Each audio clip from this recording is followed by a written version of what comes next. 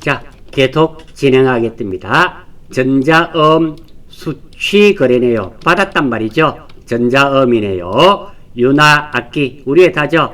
금액은 10,000,000원이고요. 8월 10일이네요. 그리고 발행일은 수연 플롯이네요. 수연 플롯한테 전자음을 받았음을 알 수가 있고요. 시급기일이 11월 10일, 그러니까 만기일이 11월 10일이고요.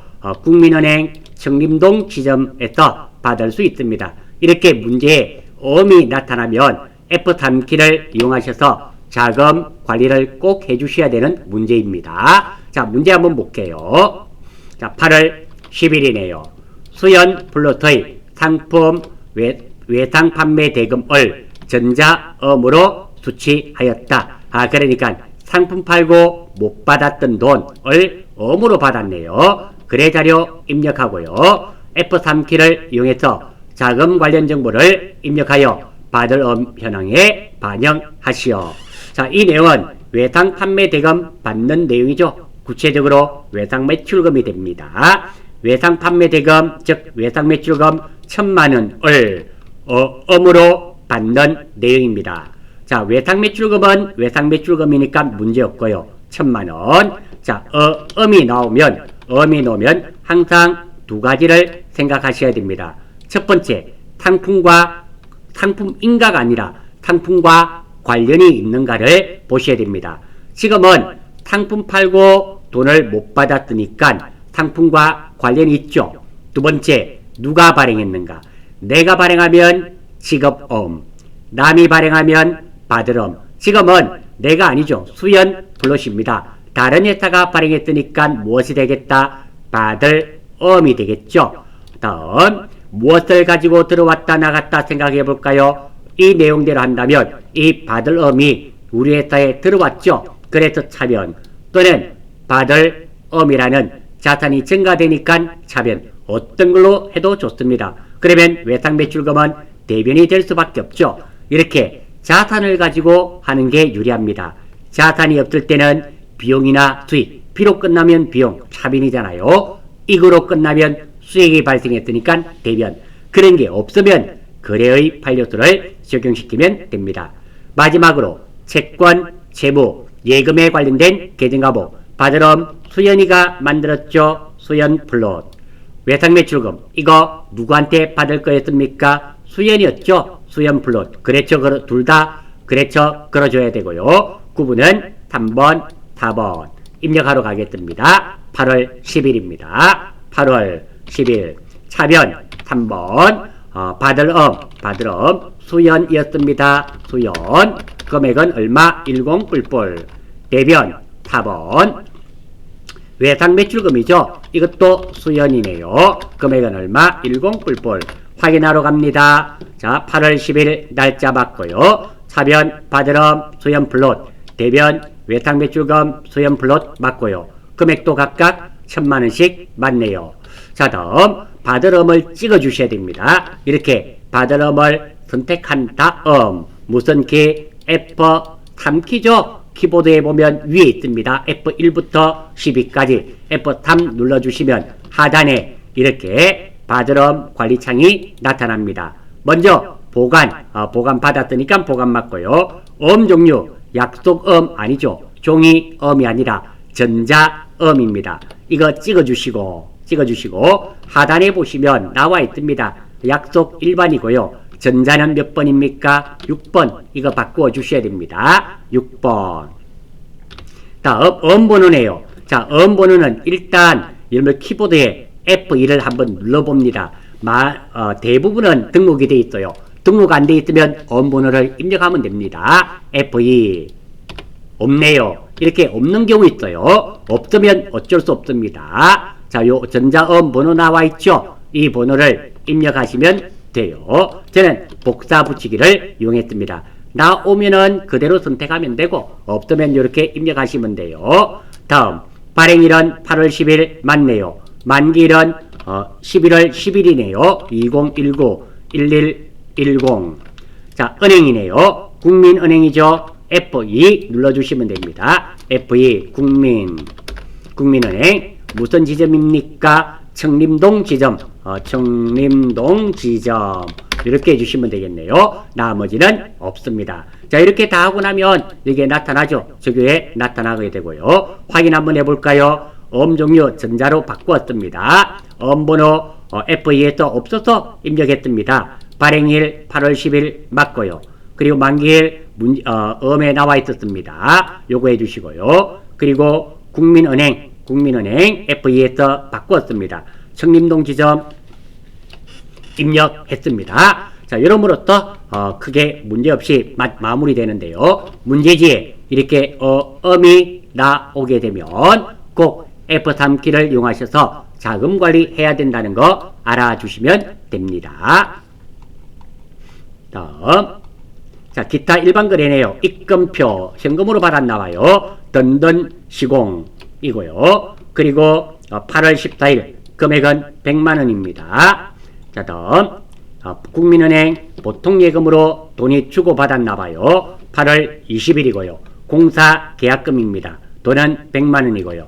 자, 자료 1. 창고 건물의 신축 공사를 위한 계약금을 8월 14일에 지급하고 받은 입금표이다. 위에 것은 공사 건물 지급하고 계약금 줬던 거네요. 2번. 업체 사정으로 창고 건물의 신축 공사가 불가능하게 되어 지급되었던 계약금을 8월 20일 국민은행 보통예금 통장으로 입금받았네요. 자, 그러면 우리가 여기서 한번 봅니다. 자, 먼저 오늘 날짜는 8월 20일입니다.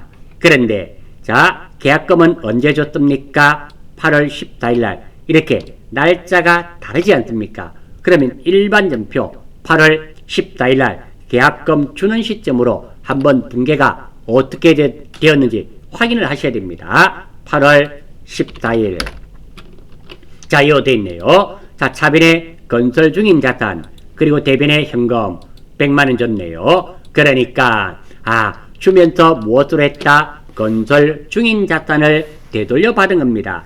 자, 우리가 일반적인 계약금은 선급금이 맞습니다. 하지만, 이렇게 건물 지으면서 돈을 준 것은 건설 중인 자산으로 하고 선급금이란 계정 과목을 쓰지 않습니다.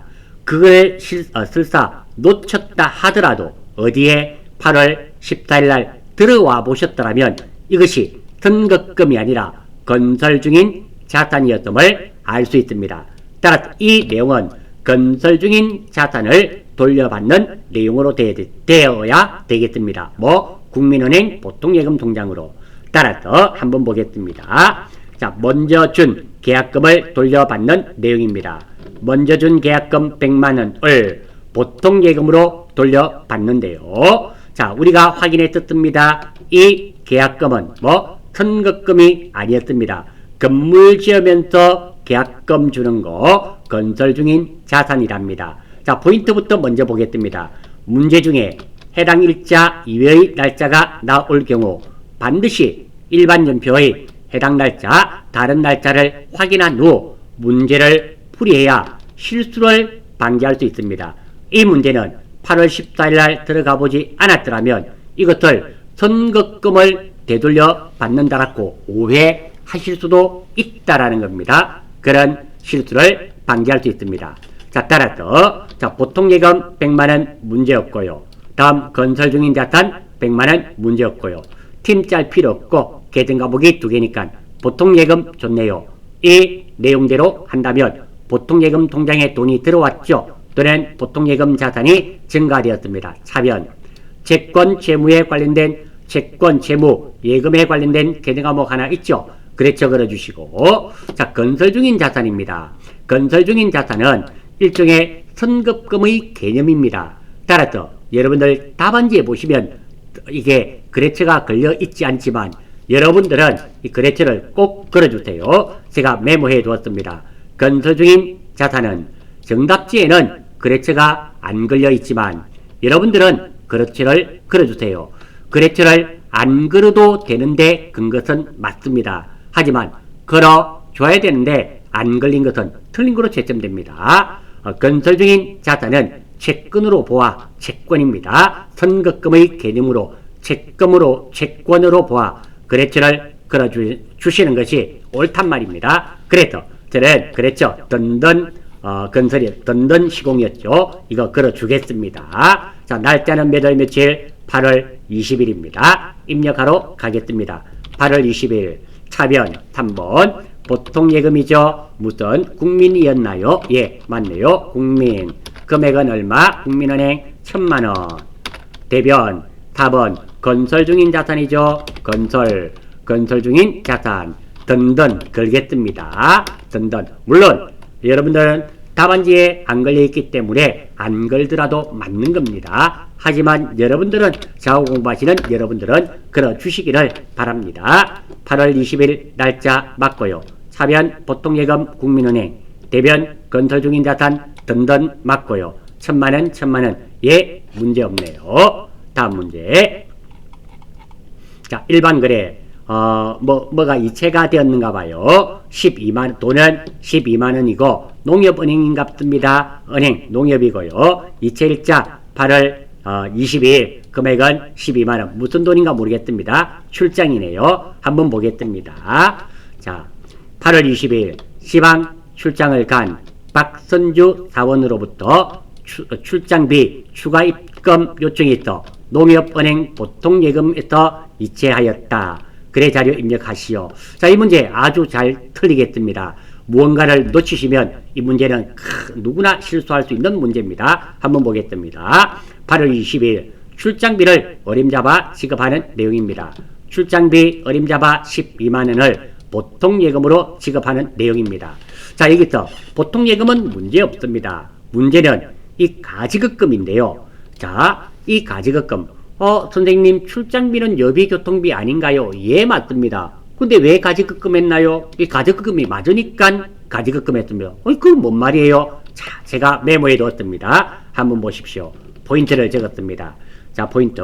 여비교통비와 가지급금의 구분입니다.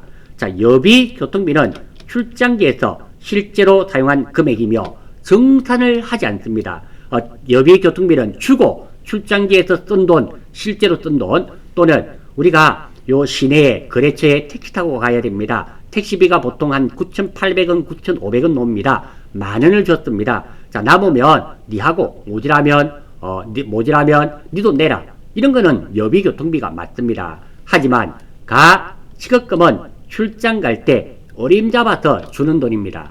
자, 여비교통비는 따로 정산을 하지 않습니다. 그 자체가 끝나는 거고요. 가지급금은 출장을 다녀와서 다시 정산을 할 때 가지급금을 씁니다. 자, 이 내용을 한번 보십시오. 지금 박선주 사원이 출장지를 갔는데 출장비가 부족해요. 부족해서 입금 요청이 있어서 12만원을 줬습니다. 그러면 출장 갈 때 이전에 줬던 돈 있죠. 그 돈 플러스 이 돈 다 해서 출장 다녀와서 다시 정산하지 않겠습니까? 그러니까 이것은 여비 교통비가 아니라 정산이 일어나야 되기 때문에 가지급금으로 되어야 된다. 핵심적인 포인트가 바로 이것이 됩니다. 이 문제는 누구나 실수할 수 있는 그런 문제입니다. 여비 교통비는 따로 정산을 하지 않고요. 가지급금은 출장 다녀와서 정산을 해야 되는 경우에는 가지급금으로 처리한다는 거 알아주시기 바랍니다. 따라서 지금은 가지급금 12만원이 자, 이 내용대로 한다면 보통예금 통장에서 돈이 나갔으니까 자산이 줄었죠. 대변. 마지막으로 채권, 채무, 예금에 관련된 거 농협 거래처 걸어주고요. 이 가지급금도 위에 보시면 사람 이름이 나왔잖아요. 나왔으니까 거래처를 걸어주시는 게 맞습니다. 걸어주시기를 바라겠습니다. 안 건다고 틀렸다 할지는 모르겠어요. 어쨌든 걸어주는 게 확실하게 맞으니까 안 걸면 어떻게 됩니까? 애매합니다. 맞다 해줄지 틀렸다 할지 애매합니다. 걸어주면 맞는 겁니다. 그래 주시면 됩니다. 아무튼 계정과목에 거래처를 걸어줘야 될지 말아야 될지 애매하실 때는 무조건 걸어주십시오. 안 걸어도 되는데 건 것은 맞지만 걸어야 되는데 안 건 것은 틀린 거로 채점되기 때문입니다. 거래처는 그렇게 구분하시면 간단합니다. 8월 20일 날 입력하러 갑니다. 8월 21일 차변 3번 가지급금 거래처 박선주였죠. 박선 됐고요. 물론 박선주가 이름이 없으면 거래처 걸려고 봤더니 없어요. 그러면 당연히 못 걸죠. 안 걸면 됩니다. 120불. 다음 대변. 답은 보통예금이죠. 보통예금 농협이네요. 농협. 금액은 120불. 자, 이렇게 하면 되겠네요. 확인. 자, 8월 20일 차변 가지급금 박선주, 대변 보통예금 농협 맞고요. 금액도 12만원씩. 예, 맞습니다. 자, 이 문제의 포인트는 이것입니다. 여비교통비는 따로 정산을 다녀와서 정산하지 않고 가지급금은 출장 다녀와서 다시 정산을 한다는 것이 이 문제의 포인트라는 거. 10번 보통예금이네요. 국민은행 거래입니다. 8월 25일이고요. 돈은 500만원입니다. 자, 8월 25일. 자, 참고로 사용할 목적으로 주 현대빌딩의 건물을 임차하고, 임차란 말은 빌려왔단 말이죠. 보증금 500만원을 국민은행 보통예금 통장에서 이체하여 주었네요. 이거 보증금 주는 내용이네요. 임차 플러스 보증금이니까 임차 보증금이 되겠죠. 임차 보증금 주는 내용입니다. 그리고 보증금에 대해서는 거래처를 입력할 것, 이런 말이 없다 하더라도 임차 보증금, 임대 보증금은 거래처 걸어줘야 됩니다. 자, 한번 봅니다. 자, 임차 보증금 주는 내용이에요. 임차 보증금 500만원을 보통예금으로 지급하는 내용입니다. 따라서 보통예금은 보통예금 문제없고요. 임차보증금은 임차보증금 500만원 문제없습니다. 이 내용대로 한다면 보통예금 통장에 돈이 나갔으니까 대변, 채권, 채무, 예금에 관련된 계정과목, 임차보증금 현대한테 줬죠. 현대빌딩입니다. 그리고 보통예금 국민은행한테 국민은행 보통예금이었죠. 국민은행 보통예금 국민 거래처 걸어주고요. 구분은 3번, 4번입니다. 자, 8월 20일 날, 8월 25일 날 입력하러 갑니다. 25일. 3번, 임차보증금, 임차보증금, 거래처는 현대죠. 현대. 금액은 얼마? 현대빌딩 500만원, 5불불. 다음 대변 4번, 보통예금으로 줬죠. 무슨 은행? 국민입니다. 국민. 금액은 5불불. 자, 확인하러 갑니다. 8월 25일 날짜 맞고요. 차변 임차보증금 거래처 걸려있고, 대변 보통예금 국민은행 맞고요. 돈 500만원씩 맞네요. 문제없고요. 자, 다음. 자, 이 문제의 포인트입니다. 임차보증금, 임대보증금, 계정과목은 거래처를 입력하라는 지시사항이 없다 하더라도 거래처를 걸어주시기 바랍니다. 자, 이러므로써 이제 일반전표 입력은 끝났고요. 수정하는 문제가 됩니다. 날짜 한번 볼까요? 9월 12일이 틀렸는가 봐요. 자, 일단 9월 12일 날 들어갑니다. 0912. 자, 이게 보니까 미지급금이네요. 미지급금을 줬네요. 무엇으로? 보통예금 국민은행으로. 이 틀린 겁니다. 금액은 얼마? 42만원씩, 42만원이네요. 틀렸습니다. 문제 한번 보겠습니다. 자, 전년 악기에서 상품을 구입하기로 하고 계약했네요. 계약금을 국민은행 보통예금 계좌에서 이체한 내용이다. 이거 계약금 줬잖아요. 미지급금 준 내용이 아니라. 따라서 자, 미지급금이 아니라 계약금 먼저니까, 먼저면 뭐가 된다? 선. 주는 거니까 급. 그래서 선급금이 되겠죠. 자, 거래처 한번 볼까요? 거래처 무슨 학기입니까? 천년학기 맞고요. 그리고 나머지는 없죠. 보통예금 그대로네요. 확인하러 갑니다. 자, 9월 10일 차변이 미지급금이 아니라 선급금, 찬미학기 맞고요. 대변 보통예금 국민은행 맞든 찬미학기가 아니네요. 천년이네요. 천년학기. 천년. 잘 보셔야 됩니다. 천년학기. 자, 맞네요. 금액도 42만원. 예, 맞습니다. 자, 그래서 한번 보겠습니다.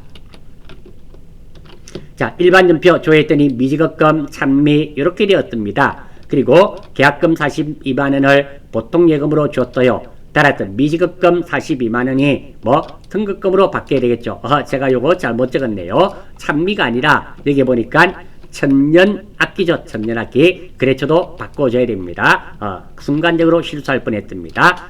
요거 천년. 자, 확인하러 갑니다. 여기 확인 맞죠? 여기 천년학기. 이렇게 거래처도 바꿔주셔야 됩니다. 자, 다음 2번입니다. 자, 요거는 9월 20일 문제네요. 한번 보겠습니다. 9월 20일. 자, 한번 볼게요. 차변이 운반비고요. 미지급금 삼성카드네요. 그리고 돈은 45,000원입니다. 이게 운반비 카드로 결제한 내용인가 봐요. 근데 틀렸습니다. 자, 한번 봐요. 직원 시내 출장 택시를 이용하고 결제한 신용카드 매출 정표이다. 이거 출장비 주는 거잖아요. 이렇게 이 출장비는 다녀와서 정산할까요? 당연히 정산하지 않죠. 왜? 카드로 결제해버렸잖아요. 그러니까 카드 명세서만 주면 됩니다. 따라서 이 내용은 무엇으로 운반비를 무엇으로 고친다? 여비 교통비로 바꾸시면 됩니다. 자, 따라서 자, 이게 운반비가 아니라 여비 교통비로 바꾸면 되네요. 800번대 확인 한번 해볼까요? 9월 20일 차변 여비교통비 됐고요. 당연히 거래처는 없죠. 자, 대변 여비교통비 상품이 아니니까 미지급금 맞습니다. 삼성카드 맞는지 확인 한번 해볼까요? 카드는 잘 보셔야 돼요. 예, 삼성카드 맞네요. 금액도 얼마? 45,000원. 금액도 보니까 45,000원. 예, 이상 없습니다. 뭐 수정하는 문제 간단하게 이렇게 마무리되겠습니다. 다음 결산 문제가 되겠습니다. 자, 손해와 이익이죠. 예상과 이연. 예산이란 말은 못 주거나 못 받은 것. 못 주거나 못 받은 것을 예상. 이연이란 말은 먼저 주거나 먼저 받은 것을 이연이라고 합니다. 수동결산이네요. 차입금에 대한 미지급이자 30,000원을 계상하다. 그러니까 요런 문제 꼭 좀 잘 해주시기 바랍니다. 결산이 조금 어렵죠? 회계 처음 하시는 분들은 누구나 어려워합니다. 본인이 못해서 그런 것이 아니라 결산이 본데 조금 어려워요. 회계에 대한 전반적인 지식이 있으셔야지 됩니다. 자, 이렇게 이연과 예상에 관련된 문제는 이렇게 틀을 제가 하나 정해두었습니다. 무조건 이렇게 푸실 겁니다. 자, 먼저 한번 봅니다. 첫 번째, 이 내용 미지급 이자 30,000원을 장부에 계상이란 말은 장부에 기록하라. 장부에 기록할 겁니다. 이 내용은 이자 30,000원을 못 준 내용이라는 거 아시겠습니까? 어렵지 않습니다. 알아주시고. 두 번째, 자, 여기에서 이제 답이 나옵니다. 자, 이자는 계정 과목이 두 개죠. 주는 내용이면 이자 비용, 받는 내용이면 이자 수익입니다. 지금은 이자 주는 내용이죠. 그래서 이자 비용 적을 수 있겠죠. 돈은 나와 있습니다. 얼마입니까? 30,000원 되겠죠. 따로 안 적었습니다. 요거 적는 거는 크게 문제 없죠. 다음 문제는 이거 만들어내는 겁니다. 제가 번호를 적어 두었습니다. 여기 보십시오. 1번 적어 두었습니다. 요 칸부터 적습니다. 이 칸은 자, 주는 내용이면 비용을 적으면 되고요. 받는 내용이면 수익을 적으면 돼요. 지금 이자 못 주는 내용이잖아요. 주는 내용이죠. 그러니까 비용 적는 거 이해가 되십니까? 지금 보세요. 주는 내용이니까 비용 적습니다. 순서대로 하겠습니다. 여기 2번 있죠? 요 칸은 먼저면 선, 못이면 미를 적으면 돼요. 먼저라는 내용이면 선을 적으면 되고요. 못의 개념이면 미를 적으면 돼요. 지금은 못 준 내용이잖아요. 그러니까 미를 적으면 됩니다. 네 번째, 이 칸. 자, 이 칸은 자, 주는 내용이면 급, 받는 내용이면 수를 적으면 돼요. 지금은 주는 내용이잖아요. 그러니까 무엇을 적으면 된다? 급을 적으면 돼요. 그래서 급 적으면 됩니다. 그런데 미급이라는 게 없잖아요. 미급. 그래서 지자를 붙여주는 센스를 조금 발휘하셔야 됩니다. 그래서 미지급 비용이 됩니다. 세 번째까지 됐고요. 자, 마지막으로 이것을 가지고 자리를 잡습니다. 4번입니다. 이 계정 과목이 자산이면 차변에, 부채면 대변에 적으면 돼요. 미지급 비용은 돈 줘야 되는데 안 줬잖아요. 빚이잖아요. 따라서 부채니까 어느 변? 대변에 적습니다. 그러면 이자 비용은 어느 변에 올 수밖에 없을까요? 차변에 올 수밖에 없습니다. 이렇게. 자, 이 내용은 수익의, 손익의 이연과 예상에 관련된 문제는 FAT 2급에만 나오는 것이 아니라 FAT 1급, TAT에도 다 나오는 문제입니다. 회계에서는 아주 중요한 문제이며 혹시 자, 이게 무슨 말인지 잘 모르시겠거든. 제가 전산회계 FAT 2급 기본 강좌에 보시면 10한 5, 6, 7강 근처에 결산만 따로 정리해둔 문제가 한 30문제 있습니다. 그거 다시 한 번 더 보시고 익혀주시면 참 좋겠어요. 자, 물론 이거 틀린다 하더라도 자격증은 나옵니다. 하지만 레벨이 높아지면 안 돼요. 레벨이 높아지면 높아질수록 결산이 중요합니다. 아주 중요하니까. 특히 전산, 세무, 이것 이런 것 같은 경우는 결산이 무려 20점, 15점, 5문제나 나옵니다. 이게 이론에도 나오니까 반드시 아셔야 된다는 거 기억해 주십시오. 자, 결산일은 항상 12월 31일입니다. 수동결산은 일반전표 12월 31일 날 입력합니다. 12월 31일. 차변, 이자 비용이네요. 차변 3번 이자 비용. 금액은 3만원이었죠. 30불 엔터. 대변 4번 미지급 비용, 미지급 비용입니다. 요거 얼마? 30불. 확인하러 한번 가볼까요? 12월 31일 맞고요. 차변, 이자 비용, 대변, 미지급 비용. 금액은 각각 3만원. 예, 맞네요. 자, 요 문제는 이렇게 마무리하고요. 다시 한 번 더. 이 문제 참 중요합니다. 급하신 분은 일단 넘어가셔서 다른 거 많이 득점하셔서 자격증 따시고 시험 치고 났더라도 다시 한 번 더 보셔야 된다는 강조의 말씀드리면서 이 문제 넘어갑니다. 자, 자동결산이네요. 자동결산. 외상매출금 잔액에 대하여 1% 대손 충당금을 보충법을 이용하여 설정하고 있다. 보충법이란 말 자체가 부족한 부분을 채워 넣는 거란 말이죠. 그러니까 내가 본대 비상금이 10만원 있었습니다. 10만원 있었는데 내가 3만원을 꺼내 써버렸어요. 그러면 지금 현재 얼마 있을까요? 7만원. 다시 보충하려면 얼마를 더 넣어야 됩니까? 3만원. 이렇게 부족한 부분을 채워 넣는 것을 보충법이라 그래요. 앞으로 대손충당금 설정할 때 보충법을 적용한단 말 많이 보게 될 겁니다. 보충법이 무엇이지 고민하지 마시고 말 그대로 보충이란 말 자체가 부족한 부분만큼 채워 넣는 것을 의미하게 됩니다. 자, 한번 볼게요. 자동결산으로 할 겁니다. 자, 일단 외상 매출금입니다. 외상 매출금의 잔액에 대해서 1%입니다. 출발합니다. 자, 먼저 합계잔액산표 12월을 선택합니다. 합계잔액산표. 자, 여기 보시면 합계잔액산표가 있습니다. 몇 월달? 결산일이 12월달이잖아요. 선택해 주시고 몇 월? 12월 31일. 여기서 자, 외상 매출금을 찾습니다. 여기 외상 매출금 있죠? 차변에 요거 아닙니다. 이 돈은 안 써요. 자, 요 왼쪽에 가시면 잔액이 있습니다. 요 돈의 몇 퍼? 1% 곱하기 0.01을 하면 되겠죠? 과고. 자, 여기 적어놨습니다. 자, 요 금액을 과고. 그에다 치고, 다음 아래에 외상 매출금 아래에 대손 충당금 잔액을 확인합니다. 자, 여기에 보시면, 자, 요 아래쪽에, 자, 외상 매출금에 대한 대손 충당금이 있죠? 자, 여기 보시면 외상 매출금에 대한 대손 충당금이 있습니다. 요 돈입니다. 요 돈 아니에요. 요 돈 아니고, 요 돈 잔액. 요 돈을 뺍니다.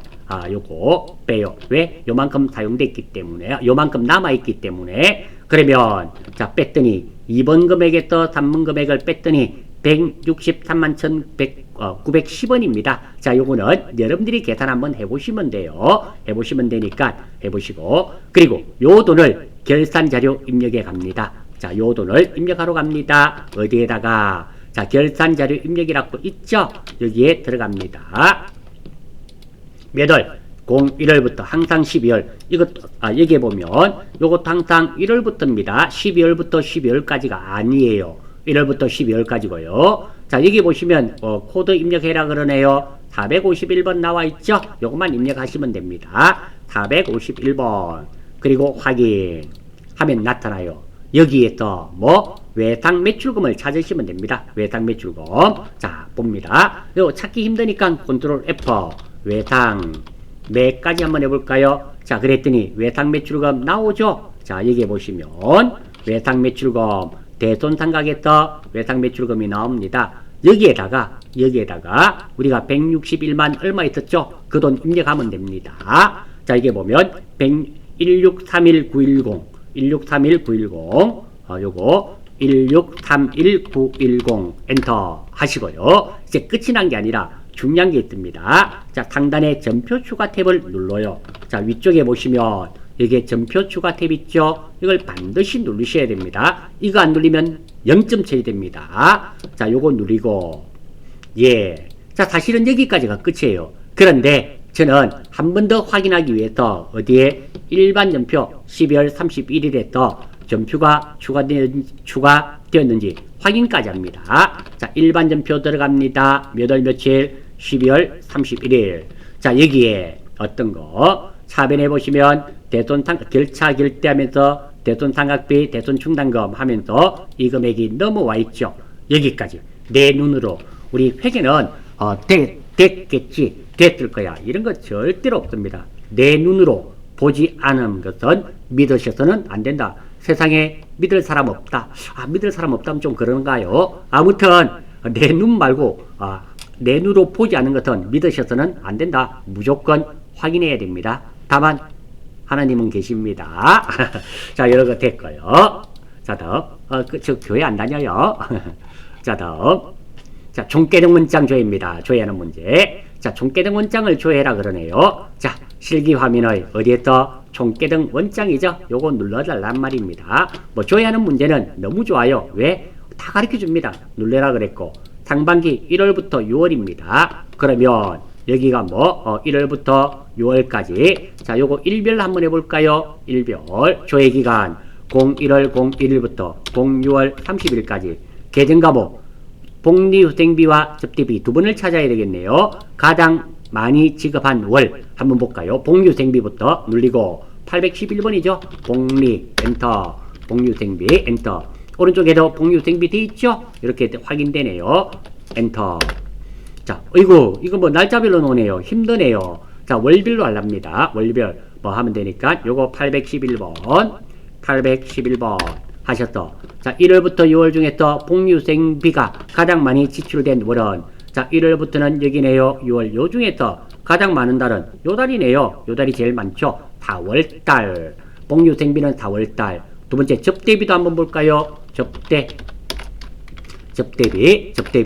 자, 요것도 한번 확인합니다. 봤더니 1월부터 몇 월? 상반기 6월달 중에 뭐 이게 제일 많네요. 둘 다 4월달입니다. 돈이 제일 많네요. 지금 보니까 둘 다 복리후생비와 접대비 4월달이 가장 많습니다. 따라서 정답은 3번. 다음 격리일보를 조회해라 그러네요. 자, 격리일보 한번 보겠습니다. 자, 빠져나오고 격리일보. 자, 격리일보 어디 있는지 한번 볼까요? 자, 여기에 격리일보라고 있죠? 있습니다. 선생님, 나는 이거 어디 있는지 잘 몰라요. 자, 그러면 여기에 보시면 검색 버튼 있죠? 여기다가 격리일보, 격리만 한번 쳐보겠습니다. 격리 나타나잖아요. 자, 이게 격리만 쳤습니다. 쳤더니 문제지에 나와 있는 거 했더니 나와 있죠. 이거 선택하셔도 똑같은 메뉴입니다. 요거 한번 선택해 볼게요. 나왔습니다. 요 중에 또 3월 3일자 3월 3일이네요. 자, 그러면 날짜가 0303 해주면 되고요. 다음 올바르지 않는 것은 뭐 전체, 나머지 전체. 자, 뭐가 나왔습니다. 틀린 거 찾는 거네요. 보통예금 262 896불. 자, 보통예금 한번 볼까요? 보통예금. 자, 여기 보니까 262 당일 잔액 여기 있네요. 262 896불. 예, 맞습니다. 다음 두 번째. 바드럼 6천만원이네요. 확인. 자, 바드럼 여기 있네요.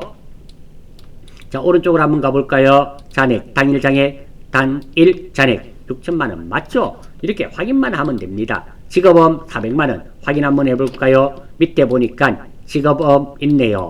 오른쪽에 볼까요? 당일 잔액 400만원 맞네요. 정답은 4번이겠습니다.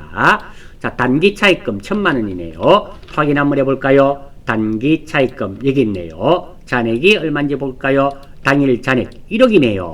1억인데 얼마 돼 있습니까? 1000만원. 따라서 정답은 4번. 자, 다음 6번입니다. 재무 상태표를 조회라 그랬죠? 한번 보겠습니다. 재무 상태표 빠져나오고. 자, 여기 보면 여기서 말하는 재무 상태표는 전기분이 아닙니다. 단기분. 여기 보면 재무 상태표 있죠? 이거 눌러주시면 됩니다. 눌러주시고. 자, 문제에서 시킨 대로 몇 월입니까? 6월입니다. 자, 이거 조심하셔야 됩니다. 항상 12월은 아니에요. 요 월월 6월이니까 이것을 6월로 바꿔주셔야 됩니다. 06 나왔습니다. 자, 요 중에 또 유형자산 중 비품 장부가액의 전년도 대비 증감액은 증가 또는 감소액은 얼마고. 자, 비품 찾아야 되겠네요. 컨트롤 F를 이용하면 쉽습니다. 비품 찾아졌네요. 한 방에 왔죠? 이렇게 찾아졌습니다. 자, 비품 찾았고요. 자, 위쪽에 한번 볼까요? 7기가 단기 올해 그리고 전기 요겁니다. 그래서 이것 딱 보고 5,990만원 빼기 2천만원 하니까 3,990만원 이렇게 하면 큰일 나요. 한번 볼까요? 3,990 있긴 있네요. 보세요. 이거 쥐례입니다. 자, 우리가 무엇을 지금 봐야 되는가 하면 비품의 장부가액입니다. 장부가액이란 말은 시도금가에서 감가상각 누계액을 뺀 것이 장부가액이 됩니다. 그러니까 자, 여기 한번 봅니다. 여기 보시면 자, 요거 있죠. 5,900만원은 취득원가예요. 취득원가. 그 아래쪽에 보시면 감가상각 누계액이 있잖아요. 이걸 빼야 돼요. 5,990만원에서 얼마를 뺀다? 700만원을 빼야 됩니다. 즉 다시 말해서 5,290만원이 장부가액입니다. 마찬가지입니다. 작년에 거 2천만원 주고 샀는데 감가상각 누계액이 500만원 생겼어요. 그래서 뺐더니 요 돈에서 2천에서 1,500, 500을 뺐더니 장부가액은 얼마다? 1,500. 따라서 이 돈은 어떤 거 5,290만원 빼기 얼마? 1,500만원이 돼야 됩니다. 요 돈에서 바로 빼면 안 돼요. 그래서 제가 적어두었습니다. 7기 장부가액은 어떻게 5,990만원인데 감가상각 누계액을 빼서 5,290만원이 비품의 장부가액입니다. 다음 6기 장부가액은 2천만원 주고 샀는데 감가상각 누계액이 500만원 생겨서 1,500만원입니다. 따라서 5,290만원에서 1,500만원을 빼면은 3,790만원입니다. 정답은 1번입니다. 3번 찍으시면 큰일 나요. 3번은 장부가액이 아니죠. 취득원가입니다. 장부가액 이거 많이 나옵니다. 장부가액 이 공식 있죠. 취득원가 마이너스 감가상각 누계액 꼭 좀 기억해 주시기를 바랍니다. 자, 다음 내용 중에 궁금하신 점이 있거나 좀 더 알고 싶은 내용이 있을 경우 영상 아래에 글을 남겨주시면 최대한 빠른 시간 안으로 답글 올릴 것을 약속드립니다. 아울러 풀이 과정에 이상하거나 저도 사람이다 보니까 틀릴 수가 있습니다. 틀린 부분이 있으면 글 남겨주시고요. 풀이 과정에 바람이 있으면 말이 너무 천천히 한다든지 이런 좀 개선할 사항이 있으면 글 좀 남겨주십시오. 여러분들과 호흡하면서 강의를 진행할 수 있도록 하겠습니다. 그러면 다음 회차 풀이 과정에 최대한 반영하여 여러분 학습에 보다 효율을 높일 수 있도록 하겠습니다. 강좌 들으신다고요? 수고 많으셨습니다. 열공하신 여러분들께 제가 엄지척 올려드립니다. 합격을 다짐하는 자신에게도 합격 다짐에 엄지척 올려주시기 바라겠습니다. 수고했습니다.